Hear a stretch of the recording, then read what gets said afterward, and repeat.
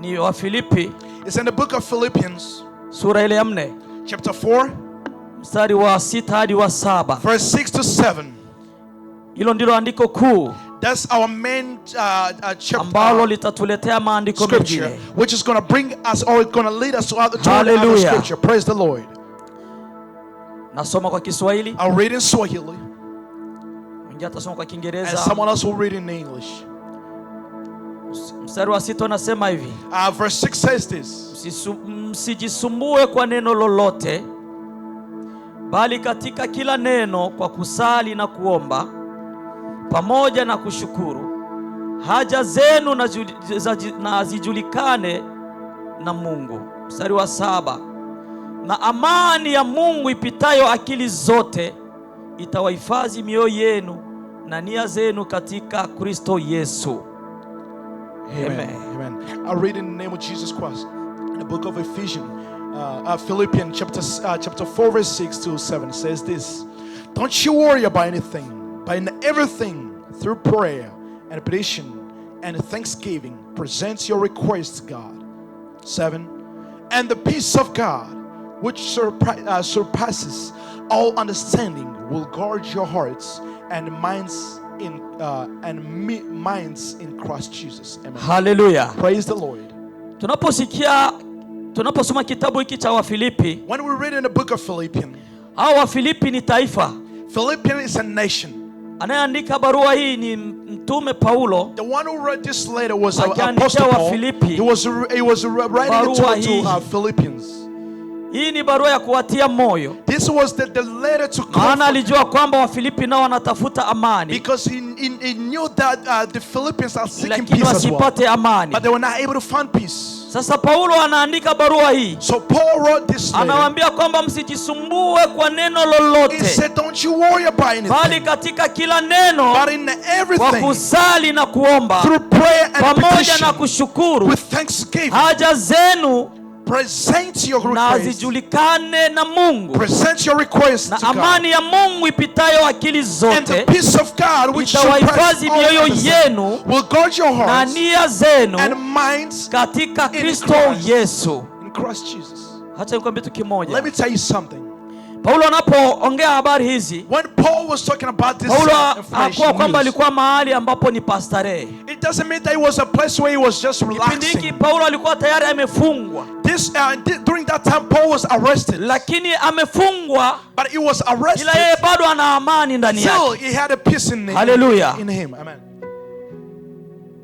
I don't know if you understand me very well. Paulo amefungwa. Paul was arrested. Lakini mfungwa mwenye amani. But he was a prisoner who to have peace. Nataka niseme kitu gani hapa? What do I want to say? Amani, peace, haipatikani can be found pasipokuwa na matatizo. Without trouble.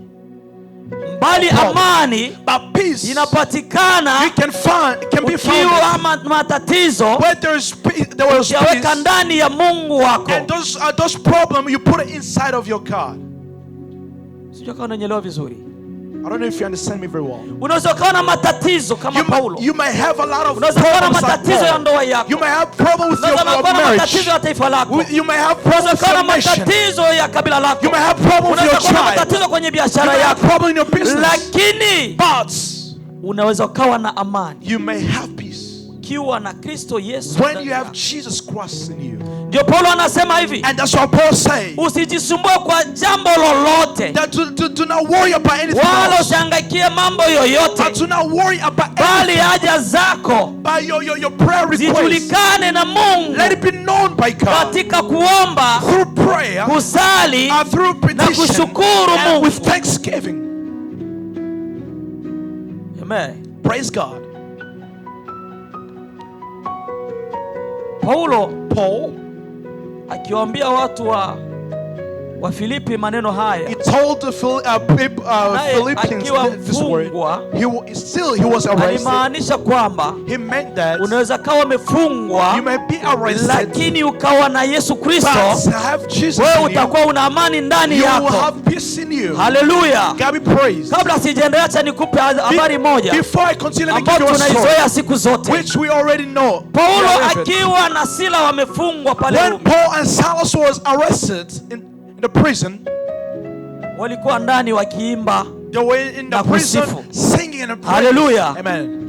Walionyesha furaha katika Kristo, They walionyesha rejoiced amani in katika Christ. Kristo. They rejoiced. Walijua kwamba yupo mtetezi They wao knew that there was a ambaye hawezi kuacha takiwa kwenye kifungo. who cannot let them Hapo who walikuwa can leave them alone. wamepigwa, They were beaten. They wameaibishwa, were humiliated. wameumizwa, They were in hurt. lakini wana amani But ndani still yao. they have peace in Ndio them. maana nataka nikwambie, That's what I want to tell you. amani Peace haipatikani can be kwamba cannot be umekosa found matatizo, that you lack a bali problem. amani But peace hupatikana will be found matatizo yakiwa when pamoja na Mungu. problems are together with God.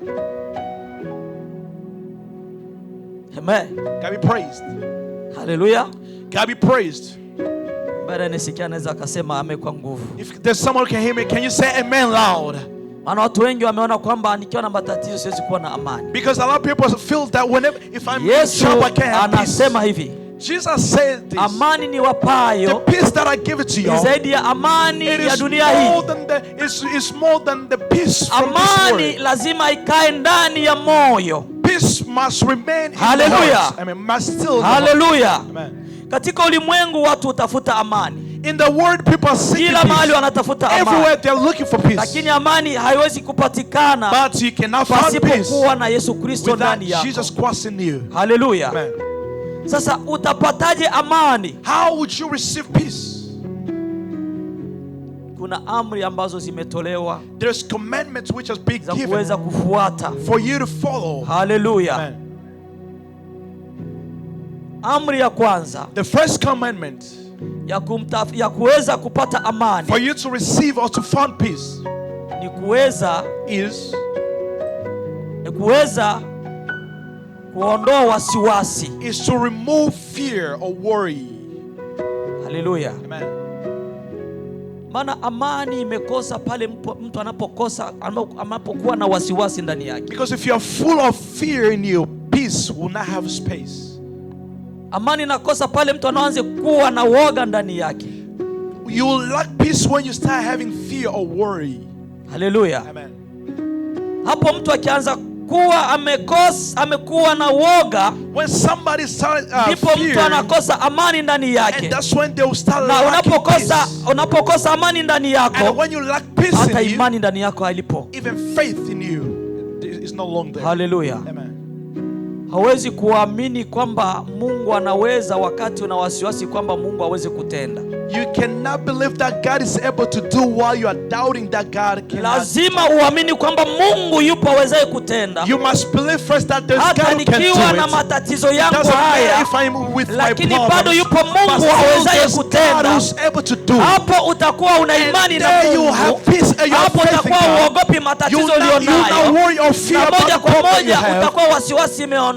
Together the Wewe hauogopi fear will go na away. amani You're not itakaa going to ndani fear, yako. and the peace will come and rest in you. Haleluya. Na hata wakati watu watakwambia kuhusu And matatizo, even when people start telling wewe about the problems, hautaona you're not matatizo, going to see bali problems, utamwona but you will Mungu see God aliye ndani yako who is in you, awezaye who is kutenda able to do zaidi ya matatizo more than those ulionayo. problems that you Utakaa na have, amani. and you have peace.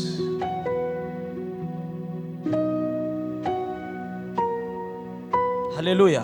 Praise God.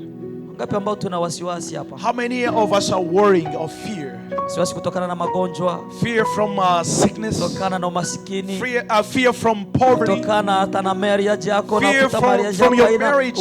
hauna amani, una wasiwasi you don't kwamba have peace, you inawezekana are worried, sipendwi. or maybe I'm not loved anymore. Amani inakosa hata kwenye biashara, unakuwa na hofu. You lack even peace in Hata the business. kazini una wasiwasi, Even kesho at unaweza work, kunifukuza. you're like maybe tomorrow they might Hallelujah. fire me. Amen. Nataka nikuambie kitu kimoja. I want to tell you something.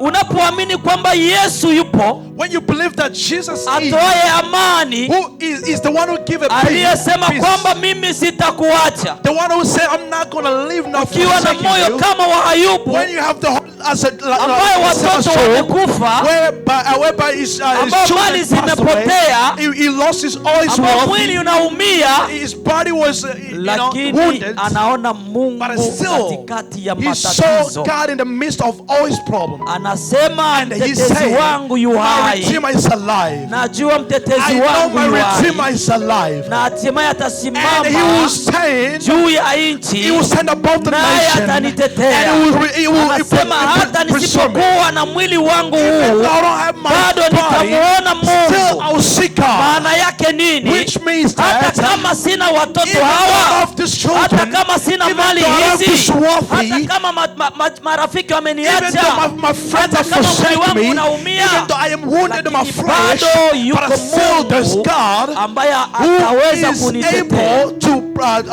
fight for me. Huyo anamuona Mungu He sees God katikati ya in the matatizo, midst of na problems. amekuwa na amani ndani ya moyo That wake. person who have peace in them. Paulo na Sila wakiwa gerezani, Paul and Silas in the wanasifu na in the prison, kuomba and they were praising ndani ya and praying gereza. inside of the prison. Wale wafungwa wengine wanawashangaa, Other prisoners were watu surprised. wamechanganyikiwa. Are these people crazy? Kama wangekuwa na Mungu wao, If they had their God, wao wanayemsifu ndani ya the one that gereza, they're praising in the prison, asingewaacha wafungwe. their God were not Lakini supposed to wanaona hata allow them to ndani ya be gereza, in prison. bado Mungu yupo, But still in the aweze prison, they said kutenda that jambo jipya God, the sick God was ndani ya able to do gereza. anything, even in the Acha prison. tumsifu Let Mungu. us praise, Mioyo yao imekaa na and amani. their heart had peace in them. Siri ya kwanza The first secret ya kuwa na amani, to have peace, ondoa wasiwasi. remove fear or doubts or worry. Haleluya. Amen. Ondoa wasiwasi. Remove fear, worry, doubts. Unaweza wakaja watu 1000, There might come thousands of wakaja people, 10,000 10,000s of wanakuja people. kupigana na wewe They come to mmoja, fight to you. lakini only. kama unaona yupo Mungu But if you see that there is God, aliyesema vita ni vya you kwake, see that the battle huyo ndiye belongs to Mungu Him, ninayemtegemea that leo, the God that I depend on, utasimama kama you will Daudi. stand like David. Haleluya. Praise God. Utasimama You kama will Shadraka, stand like Abednego na Shadrach, Meshaki. Meshach, and Abednego. Wanaoneshwa moto ule pale. The fire was in front of them, Msipoabudu miungu and leo, they were told that if you don't worship Msipoabudu miungu idol, leo, if you're not worshiping idol hapa Babiloni today, sio kwenu, hey, Babylon is not belong to you. utawachoma moto We're leo. gonna put you in the flame of fire. Walitabasamu wakasema, They just smile and say, hata kama Mungu hatatusaidia, even if our God will not save lakini leo us, hatutaabudu miungu. but today we're not gonna worship Hallelujah. anything. Praise the Lord. Hofu ikawa imeondoka kwao, Fear when moto unawaka wa makuni na petroli imemwagwa, the fire was, lakini wanasema bado Mungu, but they say God tutamwabudu huyo will Mungu. continue to worship that Nataka God. nikwambie nini? What I want to tell you, Abudu Mungu hata kama una matatizo, worship God even though you have hata kama problems, unaona kwamba umefika kwenye bonde la uvuli wa mauti, even though you feel like you're in the shadow of death. maana unaona mbele na nyuma kuna msaidizi, But if you sit there in front of you and lakini abide, kwamba there's yupo nobody to help you. Mungu But believe that there's awezaye God kutenda who's jambo. able to do Wewe something. simama, ninaye Mungu. Just saying that you Kiri ninaye have God. Mungu. I have God. Watu watakuona kichaa, People will see lakini that waambie as a ninaye crazy, Mungu. but tell them I have God. Utaenda ndani ya moto, You'll go in the fire. hawatakuacha kupeleka ndani ya moto, They're not gonna stop to put you in the ndani ya fire. moto, They will send you in the fire, lakini but still upo moto ulao. there is a consuming fire. Mungu ni moto God ulao. is a consuming fire. Mungu ni moto God ulao. is a consuming Yeye akiwa fire. upande wako, If he's in your side, ule on your moto side, uliowasha wachawi, the fire that yeye they ni wish you Mungu, would moto light ulao. out is the consuming Utamwona fire. Mungu They anatembea will see ndani ya God is moto. walking with you in that fire. Muone Mungu ndani ya matatizo yako. See God into your problems. Usione matatizo Do ndani not ya see the problem in God. Usione matatizo ndani ya Do Mungu. not see that your problem Uone in Mungu ndani ya God, but matatizo. see God into your problems. Amen. High mountain, High mountain, tumuone Mungu. let us see God. Yupo Mungu There is God ambaye anasema who's saying, sitawaacha, I ain't gonna leave you. nitakuwa pamoja nanyi I'll be with you mpaka ukamilisho wa dahari. till the end of days. Haleluya. Amen. Kwa hiyo anasema hivi Paulo kwenye andiko hilo, He sent this Paul. anasema msisumbukie, He said, don't you worry. msijisumbue. Don't you Hiyo worry. ni amri ya kwanza aliyotoa, That is the first kwamba commandment he gave. katika shida zote In all your problems, usijisumbue na don't kitu worry chochote, about anything. usihangaike kitu Don't chochote, trouble yourself with wewe anything. mwangakie But you Mungu. seek God. Haleluya. Amen. Yesu naye anasema nini And what did Jesus say? kwenye kitabu cha Mathayo? In the book of Matthew. Mathayo sura ya 6 mstari 25. Matthew chapter 6 verse 25. Utaruka unasoma 30 mpaka 34. And you're going to jump to 30 to 34. Mathayo. Matthew. Yesu anasema nini? What did Jesus say? Mathayo ile 6. Matthew, I read in the name of Jesus Christ in the book of Matthew, chapter 6, verse 27. It says this. 25, sorry. Therefore I tell y'all, don't worry about your life, what you will eat, or what you will drink, or about your body, what you will wear. Isn't life more than food, and the body more than clothing? 26. Hallelujah. I will jump 31 to 34. The Bible said this. So don't you worry, don't worry, saying, what will we eat, or what will we drink, or what will we wear? For the Gentiles eagerly seek all these things, and your heavenly Father knows that you need them. 33. But seek first the kingdom of God and His righteousness, and all things will be provided for you. 34. Therefore, don't worry about tomorrow, because tomorrow will worry about itself. Each day has enough trouble. Hallelujah. Nasoma kwa Kiswahili. I read in Swahili.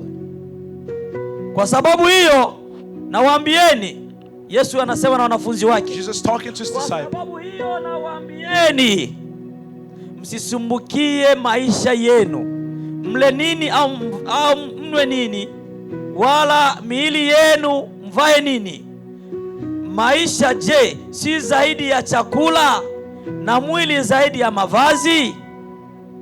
Naenda kwenye ile 30, inasema hivi, msisumbuke basi mkisema, tule nini au tunywe nini au tuvae nini. 30. Kwa maana hayo yote mataifa huyatafuta, kwa sababu Baba yenu wa mbinguni anajua ya kuwa mnahitaji hayo yote. Bali utafuteni kwanza ufalme wake na haki yake, na hayo yote mtazidishiwa. 34. Basi msisumbukie ya kesho, kwa kuwa kesho itajisumbukia yenyewe. Yatosha kwa siku maovu yake. Huyo ndio Yesu sasa. That one is Jesus talking.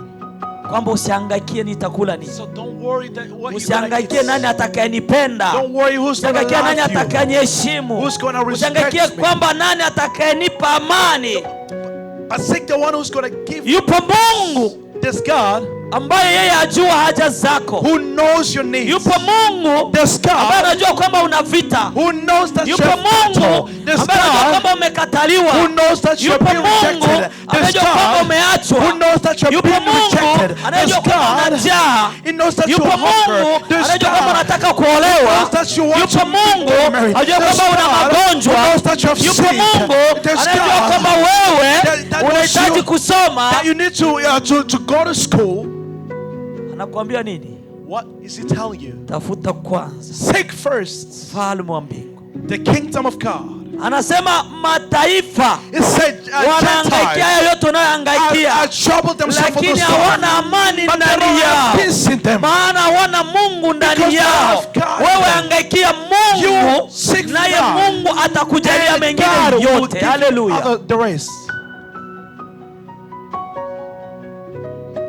Kwanza ondoa hofu ndani yako. The first secret to remove fear. Hallelujah. Amen. Daudi anasema, David say, hata nitapopita katikati ya uvuli wa bonde la mauti, even though I pass through the valley of shadow of death. Hallelujah. Sitaogopa. I am not fear anything. Maana Bwana pamoja nami. Because God is with me. Jambo kubwa sana, neno kubwa sana. Word. Bonde la mauti maana yake unaona hauna ede. You hauna msaada mwingine pembeni yako. Umefika mahali, you've reached a place, hata watu wanakuona kama hawakuoni. Even people see you like they don't see. Hallelujah. Amen. Watu wanakuangalia kama hawakujali vile. They look at you that they don't care about you. Unaanza kusema mimi nina mikosi. And you say, oh, I have nooks. Watu wanipendaki tena mimi. Wewe hauna mikosi. No, you don't have nooks. Ukiwa na Yesu hauna mikosi. If you have Jesus, yupo Yesu wa baraka. Yupo Yesu anayekupenda. Yupo Yesu anayekuheshimu. Wakukatae wewe, wakudharau wewe, bado naye Yesu anaweza kukuheshimisha. Hallelujah. God will be able to respect you. Yusufu, Joseph, anakataliwa na ndugu zake wote. He was rejected wanaenda kumuuza mpaka kupeleka Misri. And they sold him. Anafika kwa Potifa. And he reached to Potiphar's Potifa na mke wake tena nao wamemchukia kwamba amekuwa mbakaji. Potiphar and his wife wamemtupa mpaka gerezani. Lakini maandiko yanasema hivi, hata gerezani Mungu hajamuacha Yusufu. Haleluya, haleluya, haleluya, haleluya. Watu watasema wewe ni mdogo, lakini yupo watasema wewe ni mkubwa. Haleluya. Daudi anasimama katikati ya taifa lote la Israeli. Nikwambia siri moja. Let me tell you one secret. Unajua mfalme Sauli, you know, King Saul, maandiko anasema alikuwa mrefu kuzidi wa Israeli wote. The Bible said he was tall. Habari ya Sauli alikuwa mrefu kuzidi, he was taller, na alikuwa mzuri, na alikuwa tena mzuri. He was a cute guy. Mzuri. He was very cute. Kuzidi hata wa Israeli wote. More than all Israelites. Alikuwa na nguvu. He was strong. Lakini alikuwa akiogopa. But he was scared. Hallelujah. Amen. Alikuwa akifanya nini? He was scared. Akiogopa nani? Who was this? Goliati. Anaona Goliati ni mkubwa kuliko yeye, si ndio? Goliath was a giant. Anaona Goliati ni mkubwa kuliko yeye.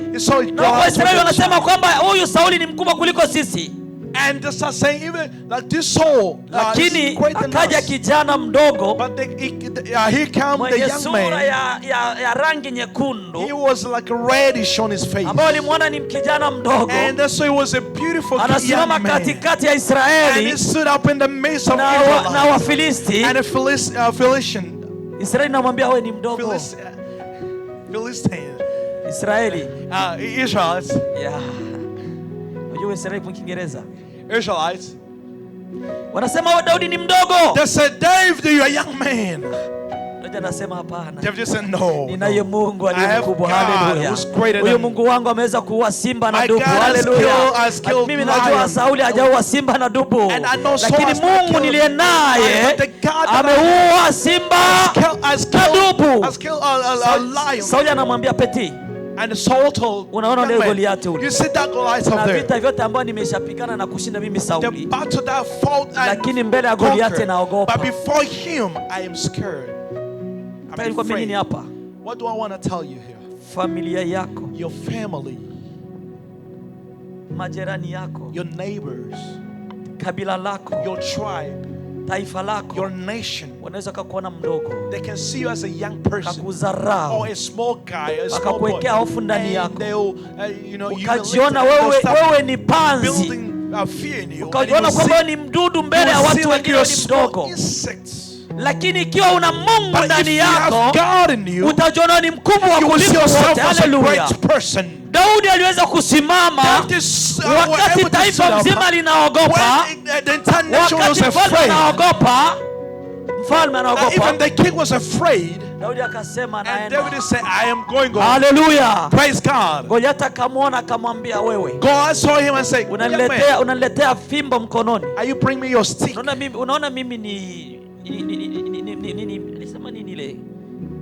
Mimi ni kondoo. Do you think like I'm a sheep? Leo nitakukatakata na kutupa nyama yako kwa ndege. I'm gonna kill you. Daudi anamwambia hivi. David told him, umenijia na panga. You came to me by your sword. Nimekujia na neno la Mungu. But I have come to you with the word of God. Ujue kwamba vita si vya kwangu. Know that the battle does not belong to me. Watajua kwamba vita si vya kwangu. Will know that the battle does not belong to me. But battle belongs to God. And today I'll cut your head. And I'll give it to the police. And even nitatupa kwa ndege. So Goliath anasema akapeti kama kamechanganyika. And God said, look at this young crazy man. Akapeti kamechanganyika. This young man is crazy. Nakwambia Mungu wetu ni mwaminifu. You know, our God is faithful. Mungu wetu ni mwaminifu. Our God is so faithful. Wakati unamkiri kipindi na matatizo, whenever you declare him, unaonesha una wasiwasi wakati wa matatizo, Mungu hawezi kukuacha kamwe. Hallelujah. Amen. Hallelujah. Praise God. Hata kama wanakuambia hivi, even though they will tell you this, katika mji hautapata mume wa kukuoa. Like in this city you're not going to find anybody to marry you. Tell God there's God who's going to provide me someone to marry. Even if they tell you wote wamekuandaa njama ya kukuoa wewe, which has planned to kill you, tell them there is God ambaye ni zaidi ya wachawi wote, who is more than all the witches. Hallelujah. Amen. Mungu wetu, our God, anakuambia kwamba usiogope. He's telling you don't be afraid. Anakuambia usiogope. Don't be afraid. Hiyo ni amri ya kwanza. That's the first Kwamba commandment. usiogope. Don't be afraid. Hallelujah. Amen. Hallelujah. Praise God. Wewe usijisumbue kwa kitu chochote. Don't you worry about Bali anything. vyote ulivyopatikana navyo, That you have. nenda kamuoneshe Mungu. Go and present. Hallelujah. Amen. Hata kama watu wamekataa, It doesn't matter how people have rejected it. kuheshimu, mwambie Mungu, Tell God. wamekataa wao, lakini They've Mungu hawezi rejected, kunikataa but I wewe. know you, God, you have not rejected me. Hallelujah. Amen. Mwambie bado naamini yuko Tell Mungu. that I believe the Unaniambia kwamba God. hauchoki, That the Bible says you don't tire. Mungu hauzimii, You will not faint. na uniachi And you kamwe. not leave me. Utanilinda You will protect me. kunisaidia, And you will help me. na kunisaidia. And you will help me. Hallelujah. Praise God. Petro wa kwanza sura ile ya 5 mstari wa 7 inasema nini? 1 Peter chapter 5 verse 7. Inasema hivi, mtukeni yeye hofu zenu zote. Hebu soma pale. Kwa maana yeye hujishughulisha navyo. Amen. The Bible said cast all your anxiety on him because he cares for you. Una wasiwasi gani leo? What anxiety, what fear do Unaogopa you nini have? leo? What are you afraid of? Hallelujah. Amen. Maana kuhangaika kwako kote, Because the way you have your hofu struggle, ulionayo ndani the yako. phobia that you have. Hallelujah. Amen. Lakini Petro anasema hivi, But Peter said, tumtwike yeye Mungu. let us cast Tumpe Mungu shida zetu zote. our problems. Maana yeye Mungu shughulika kwa shida zetu zote. Hallelujah. Our problems. Amen. Kama ungekuwa watu wanasema amen kwa sauti kubwa hapo. People sing it louder, amen. Hebu naomba mseme hiyo amen kwa sauti Can you say kubwa. that amen very loud? Ipo Mungu anayejishughulisha kwa matatizo There's God yako. who cares for your problems. Usihangaike sana. Don't trouble Ni yourself. kweli amekwambia kwa jasho utakula. It's true. They tell you through your the But- way you work Kwa jasho through your sweat, utakula. you will eat. Lakini kwambie, But let me tell you jasho this. la kwanza, The first sweat, jasho la kwanza, the first sweat. tafute ufalme wa Mungu Seek first the kwanza. kingdom of God. Hallelujah. Praise God. Jasho lako la The kwanza, first sweat of your soul. tafuta kwanza Seek ufalme, first the kingdom of God. na hayo And yote the remaining unayotafuta, that you are seeking. jasho lako litakuwa The likishika sweat- kitu. Amen. Wanafunzi, Students, si mnataka muonekane mwe wa kwanza. you want to appear or you want to become on the first place. Anasema nitawafanya kuwa vichwa, He said that I'll make you to be a nitawafanya head. kuwa wa kwanza. I'll make you to be the first. Hallelujah. Praise God. Lakini amri ni moja, But the command is umuweke yeye one. Mungu kwanza. Put God first. Hata kama imekupa homework, Even though they give you homework, kabla hujaenda kwenye homework, before you go to home, piga magoti, no. mwambie Baba, Say, Father, unayefunua yaliyofichwa, you're the one who revealed the Unafunua hidden things. yaliyofichwa, You revealed the hidden unaweza things. kuongoza akili Who zetu. you can lead Hebu our jifunue minds. katika homework. Please reveal Nipe yourself. akili this zingine. minute. Give me more other Nipe elimu minds. nyingine. Give me more knowledge and Fungua yaliyofichwa education. kwenye homework hii, Reveal why it's being naye hidden this Mungu homework. atakupa akili. And God will increase your Hallelujah. knowledge. Amen.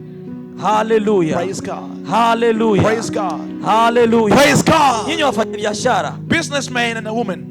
Mungu anasema nini? What does God say? What did God say? Dunia na vyote vilivyomo ni mali. The word and the all which is within. Anasema belongs to atakupa him. hata mali, He says he's going to give you even the hata wealth, mali za watenda even dhambi. the wealth of the evil Atakupa yeye people. Mungu God is saying uzimiliki. he will give it to you. Hallelujah. Amen. Hallelujah. Praise God. Maana gani? What does it mean? Wanaweza kuwa watu wameweka mairizi kwenye maduka yao People na kwenye preach you biashara their vyao show, ili kuatiria watu wafuate, so that people lakini go kama follow unaenda them. mbele za But if you go Mungu, before ile God, mairizi yao that juju, whatever they itageuka have, kukutumikia wewe they- na kuleta wateja wao kuja they will work kwako. for you and extend Wanaweza their kuja hand kuweka to vitu you. mlangoni kwako They can come and kwamba put stuff on usipate your door wateja, so that you not lakini receive clients. Mungu But God, atawaleta wateja He can bring watakaojaa clients kwako, who can come nao to you, watashangaa. and you'll be Wanasema surprised. imekuwaje? And you say, how Mbona come? mimi tumeweka How uchawi come pale? that we have made something Yupo that Mungu. you there? Hallelujah. Amen. Shida ni moja, The problem, there's one problem. hofu. Fear. Ukiona tu umepungukiwa na kitu kidogo unaanza kuogopa. If you see that you have lacked something, you start Maandiko afraid. anasema kwamba wenye hofu hawatamwona The Bible says when hawampendezi Mungu. Kila mwenye hofu hampendezi nani? Mungu. Na usipompendeza Mungu ina maana huwezi kumuona Mungu. Kwa sababu ya hofu yako unafikia hatua ya kuanza kulalamikia Mungu na kusema iwezekana Mungu hayupo sababu una wasiwasi. Lakini kama una wasiwasi utasema hivi, haya yanayonitokea leo, Mungu anataka kujitukuza. Naona mlango sasa unafunguliwa hapa ili utukufu wa Mungu. Haleluya, haleluya. Hata nikwambie siri moja, Mungu hajawahi kuonekana mahali ambapo hakuna matatizo. God will not be able to reveal himself where there's no problem. Mungu hajawahi kuonekana mahali ambapo hakuna matatizo. God will not reveal himself where there's no problem. Mungu hajawahi kuonekana wakati bado una nguvu. God will not appear when you still strong. Kama unatumia nguvu zako, Mungu haonekani. When you see using your strength, wakati unasema mimi siwezi, but the time we say lakini Mungu yupo awezaye, but there's God who's able to do it. Unasema haya bila wasiwasi. You say that without any fear. Unasema ukiamini kwamba Mungu yupo. Why you believe that yule Mungu anaweza kusimamisha jua wakati wa Joshua. Able to make the yule Mungu anaweza kusimamisha jua wakati wa Elia. Able to make the rain to stop the aliweza kushusha moto juu. The one who were able to kupasua bahari, huyo Mungu. And even to depart the Red Sea. Bado yupo. He's still alive. Unaondoa hofu ndani yako. You remove fear. Unamtika yeye Mungu kwamba yote haya ni ya kwako. You cast all. Hallelujah. Maana alisema nini? What he say? Mtwike yeye haja zenu zote. Maana yashughulika kwa haja zenu. Hata kama mwanaume haeleweki ndani ya nyumba yako, hata kama mkoko haeleweki ndani ya nyumba yako, usikao unaenda kulalamikia watu, angalia mume wako, angalia mimi wangu. No! Nenda kwa Mungu. Go to God. Nilipata ushuhuda mmoja, mchungaji mmoja. I received one testimony from anashuhudia kijana mmoja aliyekuwa ameokoka. He giving testimony about someone, a young man who sasa mke wake akawa mkorofi sana. So the wife of that young man became a troublemaker. Akaamua kuanza kunywa pombe and she started hali ya juu na kuja kumtukana mwanaume sana. And she come back and he anasema hiyo wokovu wako lazima ufanye nini? And she said, lazima utoke kwenye Yesu wako huyo. Akaona pombe na matusi hayatoshi. And she saw that the drunkenness akaanza kufanya ukahaba. And she said even do tena analeta wanaume kutoka huko nje. And she started bringing wameshalewa, other men wanakuja mbele ya mlango, wanapisha mlango, wanagonga mlango, mwanamke akifungua, when the husband opened, wanaanza kupeana appointment hapo hapo. And they start giving the appointment right there. Mwanaume anachanganyikiwa, anasema sijui niende wapi. Lakini mwanaume akasema hivi, yupo Mungu awezaye kubadilisha. Akaona hayatoshi.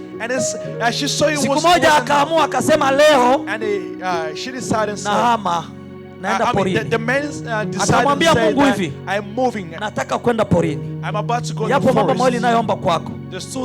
Umbadilishe mwanamke. Na kama hata badilika uniue mimi huko huko nisije tena.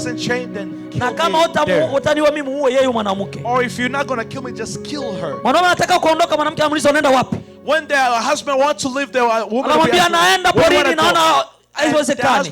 Na anasema anaenda kule Mungu aniue au akuue wewe au okoke. And he said, I'm going there either God to kill me or to kill you. Anamrushana matusi, nenda huko na Mungu wako. And the woman said insulting. Nataka nikwambie hivi kwa maneno haya. I want to say this through this word. Hakufanya siku mbili.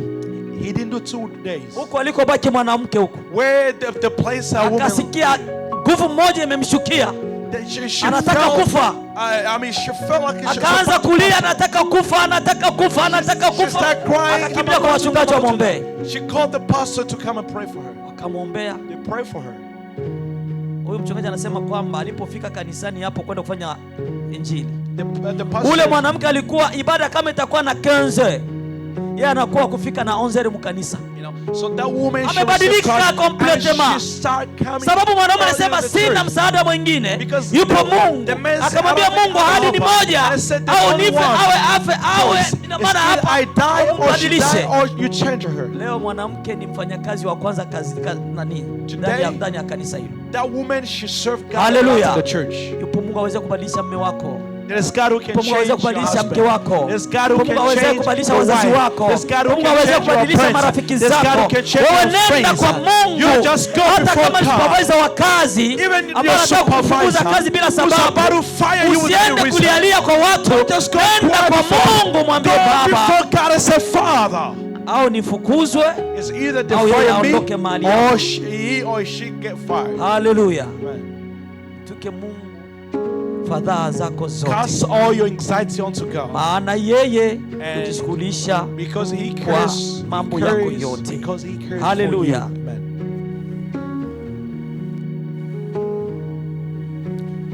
Amri ya pili, naona muda umeenda, We are out of time. tutaendelea wiki nyingine. Are we gonna continue Amri ya next? pili ni kwamba The second command is njia ya mawasiliano na Mungu, the way uwe na njia ya mawasiliano na Mungu. you must have the way of communication with God. Moja, nimesema kwamba kuondoa hofu ndani First yako. one I said, take away your Njia, anxiety. ina maana amri ya pili ni wewe kuweza kuwa na mawasiliano na Mungu. The second I say you must be Hallelujah. able to communicate with God. Na mawasiliano haya katika kwenda na Mungu, In this lazima usiane na Mungu communication, kupitia maombi you must communicate with dua God through prayer. pamoja na kushukuru Mungu. Haleluya. Amen. Pamoja na kushukuru Mungu. Shukuru Kiingereza. Together with thanksgiving. Thanksgiving. Haleluya. Amen. Wangapi ambao waweza kuwa kwenye matatizo akamshukuru Mungu kwenye matatizo yao? How many of us here are able to thank God when they're in the problem? Unaweka vidole juu. I see you are raising your hands. Umeshawahi kupita kwenye uvuli wa bonde la mauti Have you passed through the valley of ambao shadow of death, unajisikia kwamba hauna msaada where you wowote? feel like you don't have any other help?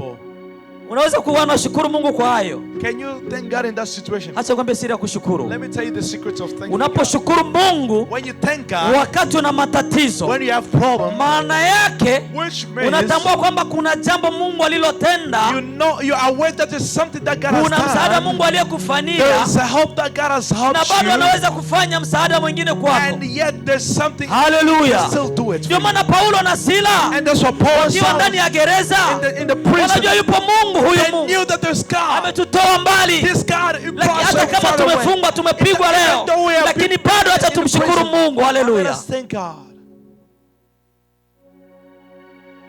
Unawasiliana na Mungu kwa kumshukuru Mungu. You're communicating with Maana God. maandiko yasema through shukuruni thanksgiving. katika kila Because the jambo. Bible said thank God Haleluya. in all the seasons Wengi wanataka and all kushukuru Mungu katika tu mambo ya kuwafurahisha. times. Don't thank God only in Amen. the trouble when you receive. Hata ukikataliwa, Even the mwambie rejection. Mungu, Thank God. asante. Thank you. Najua unaleta wengine I kwa. know you're bringing others to love me.